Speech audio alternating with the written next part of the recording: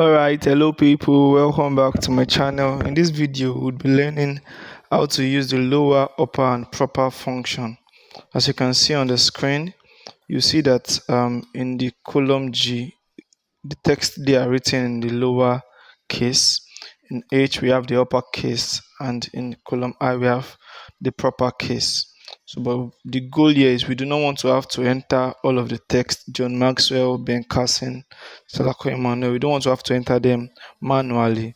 So this is the function to use. Just type is equal to lower, right? And then highlight the cells that you want it to apply to, right? The same thing applies to column H, right? Just type is equal to upper and then apply it to those texts.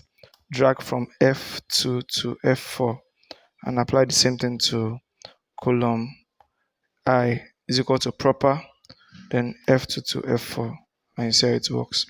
If you've learned something, do well to share with somebody, do well to like and subscribe.